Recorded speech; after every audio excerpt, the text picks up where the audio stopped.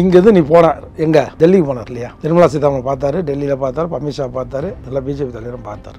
எங்கள் கட்சியிலேருந்து ஒருத்தனை வந்து நீங்கள் அப்பாயின்மெண்ட்டுக்கு எங்களை கேட்காம கொடுத்தது தப்பு, பார்த்தது தப்பு. அதனால மீண்டும் உங்களோட நான் கூட்டணி வைக்க மாட்டேன்னு தைரியம் இருந்தால் ஆம்பளை வந்து அந்த எடப்பாடி சொல்லுங்க. பிஜேபி கூட்டணி அவர் முடிக்கிறதுக்கு தயாரா? இவர் இல்லாமல் எப்படி அவங்க அப்பாயின்மெண்ட் கொடுத்தாங்க? கழகத்தின் பொதுச் செயலாளர் இல்லாமல் இந்த கட்சி கீழே இருக்கிற உட்கட்சி விவகாரத்தில் தலையிட மாட்டோம்னு சொல்லிட்டு எப்படி நீங்கள் வந்து இவருக்கு அப்பாயின்மெண்ட் கொடுத்து இவர் பார்த்தாங்க, சந்திச்சாங்க? பகிரங்கமாக அறிவிக்க தயாரா எடப்பாடி? அறிவிப்பாரா? நாலு சரி இப்போ கூட காலம் கடத்தல, இன்னைக்கு அறிவிப்பாரா? தான் தயங்குறீங்க. உங்க மேலே எவ்வளோ பெரிய மூட்டை இருக்குது, ஊழல் மூட்டை, தட்டி எடுத்துருவான், இடி வந்துடுவான், உன் மாமா வருமானத்துறை எடுத்துருவான், தானே பயப்படுறீங்க? கொடநாடு கொள்ளைகள் உண்மையிலே அதனால தான் ஏன் ஒன்று அக்யூஸ்ட், அது அவருக்கு தெரியாதா? கூட தெரியாதா? அதில் யார் பங்கு பிரிச்சாங்க, யார் அந்த சொத்தை எடுத்து போனாங்க, டாக்குமெண்ட்லாம் அங்கே இருந்ததெல்லாம் யார் கொள்ளை அடிச்சுட்டு போனாங்க, கஜினி முகமது கொள்ளை அடிச்ச மாதிரி யார் கொள்ளை அடிச்சானுங்க, அது எங்கெங்கே போச்சுன்னு தெரியல, எனக்கு தெரியாதா? இனிமேல் வரும், அடுத்த வாரத்தில் அதெல்லாம் வரும் வெளியில். இந்த கரூர் மாதிரி அறவேக்காடுத்தனமாக போய் மாட்டாமல் இருக்கணும்னா செங்கோட்டையன் வந்து அதில் சால சிறந்தவர். தேர்வோட்டி செங்கோட்டையானே பேர். அம்மாவுக்கு ரூட்டு போட்டு வருது, ரூட் மேப் பட்டு 234 தொகுதியும் ரூட் இப்படி போய் அப்படி போய் எங்கெங்கே பேசணும் எல்லா பாயிண்ட்டும் அவர் மெமரியிலே வச்சிருப்பார். அவர் பெரிய லேப்டாப் கம்ப்யூட்டர் வச்சுன்னு இருக்கிறாங்க. 26 ஆக மாட்டேன், 2031 தான் விஜய் வருவார்னு நம்ம எதிர்பார்த்தோம். ஆனால் இந்த செட்டப் எல்லாம் போய் விஜய் கிட்ட போய் நின்றுதுன்னா திமுக பாடே டப்பா டான்ஸ் ஆகிடும். விஜய் இந்த 26லேயே முதலமைச்சர் ஆகிடுவார். விஜயாவது செங்கோட்டை இந்த டீம் வந்து சந்திச்சுக்கணும், சின்னமாவது வந்து விஜய் பார்த்துருக்கணும். நீ முதலமைச்சராக ஆக போகிறது உன்னை பல்லாக்கில் தூக்கி போகிறதுக்கு இந்த 4 பேரும் ரெடின்றான். பல்லாக்கில் போகிறோம்னா நீ வந்து இறங்கி பார்க்கணும். தூக்கி போகிறவனுக்கு என்ன வலிக்கு போகுது? எடப்பாடி கீழே தள்ளி விட்டு அந்த பல்லாக்கில் நான் விஜய் தூக்கி போகிறதுக்கு ரெடின்றான். பல்லாக்கில் யாருந்துக்கு தயாராக இல்லாத விஜய் வச்சு இவங்க என்ன பண்ண போகிறாங்க? என்டிஏ தலைமையில் ஏற்கனவே 18% ஓட்டு வச்சிருக்காங்க. இதெல்லாம் சேர்ந்தாங்கன்னா இந்த அதிமுகலேருந்து ஒரு குரூப் வச்சு திரும்ப என்டிஏல பிஜேபி தலைமையில் அண்ணாமலை இருக்கணும். அந்த இடத்துல நயினார் நாகேந்திரன் இருந்திருக்கக்கூடாது. இந்த தருணத்தில் மீண்டும் அண்ணாமலை தமிழ்நாட்டோட தலைவராக இருந்தார்னா அண்ணாமலை முதலமைச்சர் ஆக்கலாம், கேண்டிடேட் அறிவித்து எல்லாம் பண்ணலாம். அந்த தகுதி அண்ணாமலைக்கு தான் இருக்கு, நயினார் நாகேந்திரன் இல்லை. ஏற்கனவே அதிமுக வந்து 13 இடத்துல 3வது இடத்துக்கு போயிருக்கு. இது நடந்து முடிந்த பாராளுமன்ற தேர்தலில் 13 இடத்துல 3வது இடம், 4 இடத்துல பாராளுமன்ற தொகுதி. ஏன்னா ஒரு தொகுதிக்கு 6, 4 இடத்துல டெபாசிட்டே போயிடுச்சு. தென்சென்னை உள்பட இந்த தொகுதி உள்பட 19% இந்த வாக்கு சதவீதம். என்னுடைய கணக்கு அண்ணன் பண்டூட்டியாரெலாம் என்ன சொல்கிறாங்க, 15 கீழே போகன்றாங்க. நான் சொல்கிறேன் 15 இல்லை 10 தொடாதுன்னு என்னுடைய கணக்கு. அவர்கிட்டே வாதம் பண்ணினேன். அதிமுக இந்த நிலைமை தொடர்ந்தால் 10% வாக்கு கூட எட்டு பிடிக்காது. கதையை முடிச்சுட்டாப்புல. அதிமுகவோட வீழ்ச்சி காலத்தை முடிவுரை எழுத அண்ணன் எடப்பாடியார் வந்துட்டாரு. இனிமேல் கடவுளே நினைச்சா கூட இனி அனைத்து இந்திய அண்ணா திராவிட முன்னேற்ற கழகத்தை காப்பாற்றுறதுக்கு ஆள் இல்லை.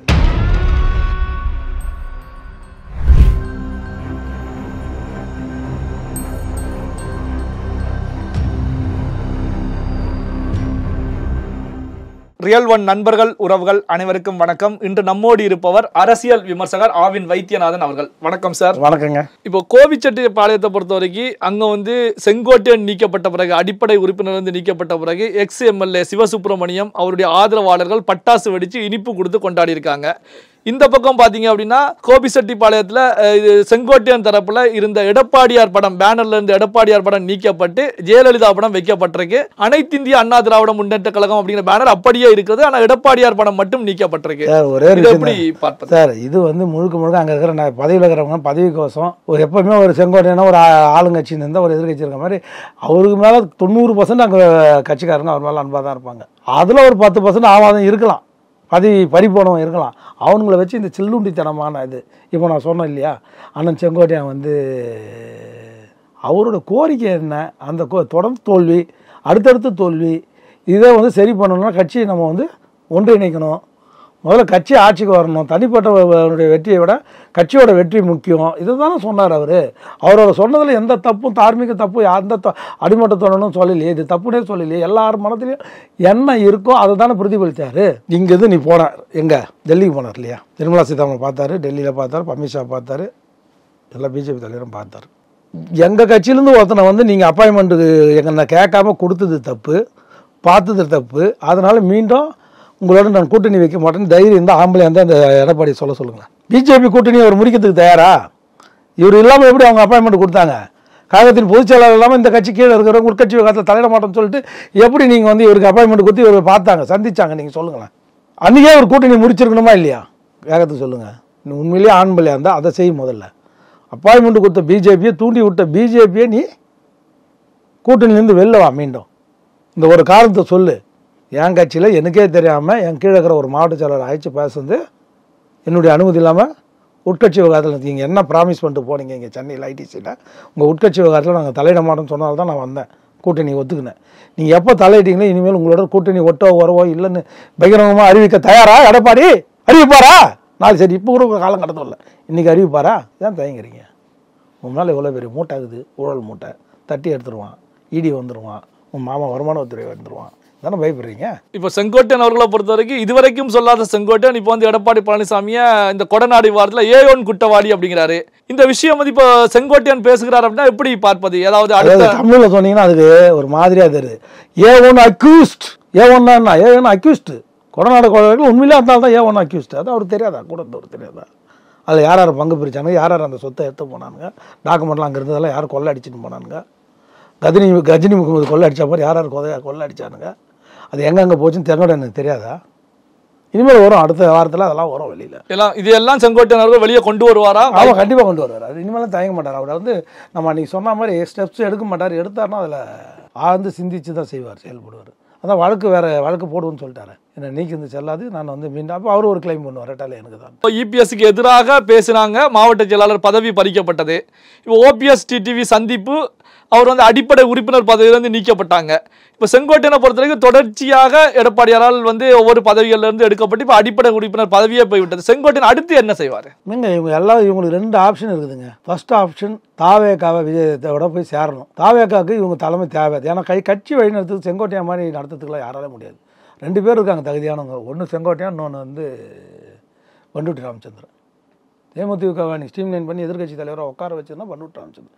2 பேருமே ஒரே அணியில் இருக்காங்க. இப்போ செங்கோட்டையானும் ஒரே அணியில் இருக்காப்புல, பண்டூட்டியாரும் ஒரே அணியில் இருக்காங்க. அதனால ஏற்கனவே என் மூலியமாக அழைப்பும் கொடுத்துட்டாங்க. யார்? பண்டூட்டியாருக்கு. இப்போ அடுத்து செங்கோட்டையனுக்கு மூவ் பண்ணிட்டு இருக்காங்க. அநேகமாக செங்கோட்டையன்கிட்ட பேசி ஒரு செட்டில் ஆயிருக்கு. ஒரு சிட்டிங் பேசி முடிச்சுட்டாங்க. யார் பேசி முடித்தாங்க? இது நம்ம தாவேக்கா தரப்புல அது ஆதவர்ஜின் புஷி ஆனந்த் ஓரம் கட்டப்பட்டிருக்காரு. ஒரு செட்டிங்கு அந்த மண்டலத்தை சேர்ந்த ஒரு ஆதவர்ஜின்றதுனால இவர் பேசி ஓரளவுக்கு லைம்லைட்டுக்கு வந்திருக்காங்க. ஒரு உடன்பாட்டை ஏற்பட்டிருக்கு. போன வாரம்லாம் டிடிவி சார் கொஞ்சம் அப்படியே தாவேக்கா மேலே அப்படியே நெருப்பள்ளி கொட்டினார். இந்த வாரம் அது அப்படியே ரிவர்ஸில் இருக்காருன்னா அனுசரணையான ஒரு அணுகுமுறைக்கு வந்திருக்காங்க. விஜயை முதலமைச்சராக ஏற்றுக்கிறதுக்கு இவங்களுக்கு தயார். யார்? டிடிவி சாரும் ஓபிஎஸ், செங்கோட்டையன், சசிகலா இவங்களுக்கு விஜய முதலமைச்சர் வேட்பாளராக ஏற்றுக்கொள்ள தயார் நிலையில் இருக்காங்க. இவங்க 2 முதல்வர் துணை முதல்வர் கேட்குறாங்க. யாருக்கு கேட்கலாங்க? ஒன்று செங்கோட்டையனுக்கு, இன்னொன்று ஓபிஎஸ்க்கு. டிடிவி தினகரன், சசிகலா அவங்களுக்கு துணை முதலமைச்சர். அவங்க எப்பவுமே பின்னாடி இருந்து இயக்குற மாதிரி தான் சார். அவங்க வந்து பேக்ரவுண்ட்லேருந்து ஒர்க் பண்ணுவாங்களே தவிர நேரடி அரசியல் பண்ண மாட்டாங்க. இந்த 2 பேரை ஒருத்தர் அவரு யாருக்கோ ஒருத்தருக்கு தரன்றாரு. ஒரு துணை முதல்வர் உங்களுக்கு. ஏன்னா இன்னொரு துணை முதல்வர் வந்து எனக்கு தெரியும் யாருக்கு அவர் பேசி வச்சிருக்காருன்னு. விஜய் அவர்கள் பேசி வச்சுக்கிறது. திருமாவளவன், விசிகா தலைவர் திருமாவளவன் அவர்களும் தாவேக்கா கூட்டணியில் வர்றாங்க. திருமாவளவன் வந்தால் அந்த தாழ்த்தப்பட்ட இனத்தை சேர்ந்த பட்டியலின மக்களுக்கு ஒரு துணை முதல்வர் கொடுக்கணுன்றது அவரோட. அதுக்கு அறிவிச்சதே கூட்டணி ஆட்சின்ற அறிவிச்சதே இவர் திருமாவளவனுக்கோசம் தான் அறிவித்தாங்க. இதுதான் அங்கே தெளிவாக இருக்குது. அப்படி ஒரு நிலைப்பாடு இந்த கட்சி பேருனா அப்படி வந்தால் அதிமுக அல்லது பெரும்பகுதி வந்து இங்கே இணைஞ்சிருவாங்க. இவங்களுக்கு இவர் செங்கோட்டையன், ஓபிஎஸ், டிடிவியோட. ஏன்னா உட்கட்பு அமைப்பு இவங்க கையில் இருக்குது. கிளை கழகத்தில் எல்லா ஒரு செட்டப்பும் ஓபிஎஸ்கிட்டையும் டிடிவி சார்கிட்டையும் இருக்குது. அது இல்லாத இடம் ஏறாங்கன்னா தாவேக்கா. எல்லாம் விசிலட்சம் குஞ்சிங்களாம் அங்கே இருக்காங்க. இதுக்கு வச்சுன்னு அரசியல் பண்ண முடியாது. எம்ஜிஆருக்கே தெரிஞ்சதுனால தான் திமுக சீனியர் லீடருங்களாம் இழுத்து போட்டு அவங்கள அரசியல் கொண்டு வந்தார். ஃபுல்லாக ரசிகர்கள் நம்பி ஒரு கட்சி ஆரம்பிக்கும் போது அப்படி ஆரம்பித்தாங்க. ஆனால் எம்எல்ஏ, எம்பி, மந்திரின்னு வரும்போது அதை அவராலேயே பண்ண முடியல. தலைவராலேயே கொஞ்சம் கொடுத்தாரு, ஆனால் முழுமையாக கொடுக்க முடியல. காரணம் என்னென்னா கட்சி வழிநடத்துக்கு சீனியர் லீடருங்க வேணும். இல்லைன்னா அந்த கரூர் மாதிரி அறவேக்காடுத்தனமாக போய் மாட்டாமல் இருக்கணும்னா செங்கோட்டையன் வந்து அதில் சால சிறந்தவர். தேர் ஓட்டி செங்கோட்டையானே பேர். அம்மாவுக்கு ரூட்டு போட்டு ரூட் மேப் பட்டு 234 தொகுதியும் ரூட் இப்படி போய் அப்படி போய் எங்கெங்கே பேசணும் எல்லா பாயிண்ட்டும் அவர் மெமரியிலே வச்சுருப்பார். அவர் பெரிய லேப்டாப் கம்ப்யூட்டர் வச்சுன்னு இருக்கிற ஆள் இல்லை, மெமரி பாயிண்ட்லேயே வச்சுருப்பார் அவர் செங்கோட்டையான். அவர் செங்கோட்டையானெல்லாம் தாவேக்கா கிடச்சிதுன்னா மிகப்பெரிய வரப்பிரசாதம். முதல்வர் ஆகிட்டார்னா அடுத்த தேர்தலில் தான் ஆவார் நம்ம எதிர்பார்க்குறோம். 2026 ஆக மாட்டோம், 2031 தான் விஜய் வருவார்னு நம்ம எதிர்பார்த்தோம். ஆனால் இந்த செட்டப் எல்லாம் போய் விஜய்கிட்ட போய் நின்றுதுன்னா திமுக பாடே டப்பா டான்ஸ் ஆகிடும். விஜய் இந்த 26லேயே முதலமைச்சர் ஆகிடுவார். அதுக்கான வியூகத்தை அவங்க வகுத்துட்டாங்க. இப்போ எடப்பாடிக்கு இருக்கிற ஒரே ஒரு லீஸ்ட் சான்ஸ் என்ன தெரியுமா? நேற்று ஏன் டிடிவி சார் வந்து அவங்கள மீட் பண்ணலன்னா சின்னம்மாவை எடப்பாடி சார் அங்கே அந்த டீம்லேருந்து கயற்றதுக்கு முயற்சி பண்ணுறாரு. சசிகலா அவர்களை அதிமுக பக்கம் கொண்டு வரதுக்கு, தன்னுடைய பக்கம் கொண்டு வரதுக்கான. ஆமாம், முக்குளத்தோர் வாக்கு வாங்கி சரி பாதியாக பிரிக்கணும்னா சின்னம்மாவையாவது நம்ம பக்கம் கொண்டு வரணும். அதனால தான் சின்னம்மாவை பற்றி இன்றைக்கி பேட்டியில் வந்து பெரிய குற்றச்சாட்டு வைக்கல. அது இல்லாமல் சின்னம்மாவுக்கே எதிராக இருந்த 2-3 வாசகத்தை இன்றைக்கி ஓபிஎஸ் மேலே இன்றைக்கி முன்மொழிஞ்சதை இன்றைக்கி படித்து காட்டினார். இன்றைக்கி வந்து அந்த பேட்டியில் சாஃப்ட் பெடல் யார் மேலே இருந்ததுன்னா சின்னம்மா மேலே இருந்தது. இது நீங்கள் உன்னிப்பாக கவனிச்சதுன்னா தெரிஞ்சிருக்கும். இதற்கான முயற்சிகள், பின்னணியில் சந்திப்புகள், அவங்களுக்கு இருக்கிற ஒரே இந்த வாட்டி அதிமுகவை தூக்கி பிடிக்கணுன்னா, அதிமுக ஒரு அட்லீஸ்ட் எதிர்கட்சியாவது வரணும்னா சின்னம்மா அந்த பக்கம் போனால் தான் அந்த பேலன்ஸ் ஆகும். இல்லைனா சின்னம்மா வந்து இவங்க பக்கமே நின்றுட்டாருன்னா, யார் டிடிவி சார் ஓபிஎஸ் பக்கம் செங்கோட்டையன் பக்கம் நின்றுட்டாங்கன்னா எதிர்கட்சி தலைவராக கூட வரதுக்கான வாய்ப்பு இல்லைன்றது தான். இப்போ இவங்க 3 பேரை பொறுத்த வரைக்கும், செங்கோட்டையன், டிடிவி அண்டு ஓபிஎஸ் 3 பேரை பொறுத்த வரைக்கும் இந்த தேவர் குருஜெயந்தி, குரு பூஜையை பொறுத்த வரைக்கும் அன்னைக்கு வந்து ஒரு மீடியா ஃபோக்கஸுக்காக தான் பண்ணாங்க. இது ஒரே நாளில் அடங்கி விடும் அப்படின்னு சொல்லி அதிமுக தரப்புலேருந்து விமர்சனங்கள் முன்வைக்கப்படுது. அதே போல தானே இப்போ நிலைமை இருக்குது. அந்த ஒரு நாளுக்கு அப்புறம் இவங்களுடைய செயல்பாடு பெரிய அளவில் எதுவுமே இல்லைங்க. அதுக்கப்புறம் இவங்களால முன்னெடுக்க மாட்டாங்க. அதுதான் சின்னமாக எடுக்கிற மிகப்பெரிய, அதை வந்து சரி பண்ணி அதை அடுத்தடுத்து இந்நேரம் நம்ம டெல்லிக்கு போய் பார்க்குறது. இந்த 3 பேரை அனுப்பிச்சு சின்னமாவும் போய் டெல்லியில் போய் அமித்ஷாவை பார்க்கணும், நிர்மலா சீதாராமனை பார்க்கணும், திரும்ப அங்கேருந்து நேராக தாவேக்கா கூட நேரம் முன்னெடுத்துடும். இன்றைக்கி அடுத்த ஸ்டெப்பு போயிருக்கணும். பகிரங்கமாக பேச்சுவார்த்தையை தாவா கூட நடத்தியிருக்கணும். முதல் சிட்டிங் இன்றைக்கி உட்காந்துருக்கணும். புரியுதுங்களா? மீடியா முன்னாடியே உட்காந்துருக்கணும். விஜயை சந்திச்சிருக்கணும். இல்லை விஜயாவது செங்கோட்டை இந்த டீம் வந்து சந்திச்சுக்கணும். சின்னமாவது வந்து விஜய் பார்த்துருக்கணும். நீ முதலமைச்சராக ஆக போகிறது ஒன்று பல்லாக்கில் தூக்கி போகிறதுக்கு இந்த 4 பேரும் ரெடின்றான். பல்லாக்கில் போகிறதானே நீ வந்து இறங்கி பார்க்கணும். தூக்கி போகிறவனுக்கு என்ன வலிக்கு போகுது? எடப்பாடி கீழே தள்ளி விட்டு அந்த பல்லாக்கில் நான் விஜய் தூக்கி போகிறதுக்கு ரெடின்றான்.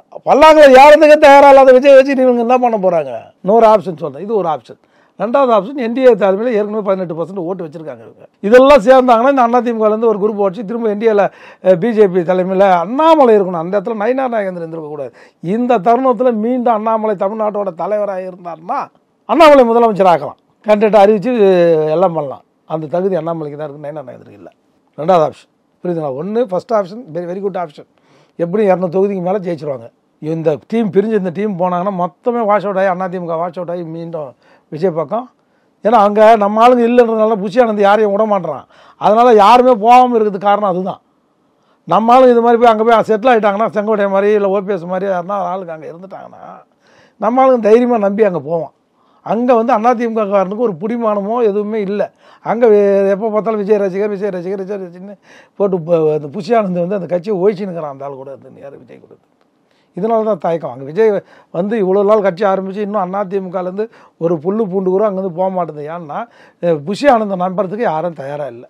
அங்கே ஒரு நம்பிக்கைக்குரிய அதிமுக வந்து நம்பிக்கைக்குரிய தலைவர் பண்ருட்டியாரோ இல்லை ஒரு செங்கோட்டையனோ இல்லை ஓபிஎஸோ இல்லை சசிகலா அப்படி யாரும் அங்கே போய் ஸ்டாண்ட் பண்ணிட்டாங்கன்னா அவங்கள நம்பி இங்கே சரிஞ்சிருவாங்க.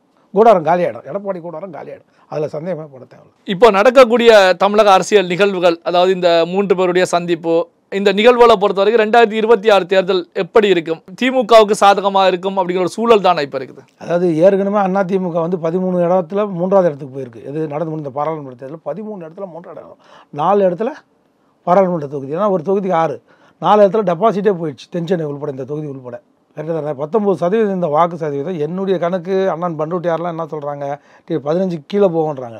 நான் சொல்கிறேன் 15 இல்லை 10 தொடாதுன்னு என்னுடைய கணக்கு. அவர்கிட்டே வாதம் பண்ணினேன்.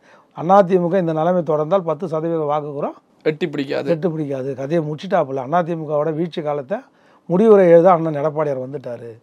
இனிமேல் கடவுளே நினச்சா கூட இனி அனைத்து இந்திய அண்ணா திராவிட முன்னேற்ற கழகத்தை காப்பாற்றுறதுக்கு ஆள் இல்லை. டைவெர்ட் ஆகிட்டான். அதிமுக தொண்டர் எல்லாம் அங்கங்கே விஜய் பக்கம் கொஞ்சம் பேர் போயிட்டான், திமுக பக்கம் கொஞ்சம் பேர் போயிட்டான், எல்லாரும் போய் டைவெர்ட் ஆகிட்டாங்க. சீமா பக்கம் போயிட்டாங்க. அதிமுக ஓட்டு தான் இதில் பாதிச்சிருக்கு தவிர திமுக ஓட்டு ஒரு ஓட்டுக்கிறோம் இது வரைக்கும் பாதிக்கலை. ஆனால் பொதுமக்கள் திமுகவுக்கு எதிராக வாக்களிக்கணும்னு முடிவு பண்ணிட்டான். ஆனால் யாருக்கு வாக்களிக்கணும்னு தெரியாமல் திண்டாடிட்டு இருக்கிறான். பல்வேறு முக்கியமான தகவல்கள், செய்திகளை நம்முடைய உறவுகளுடன் பகிர்ந்து கொண்டதற்கு நன்றி சார். நன்றி, வணக்கம்.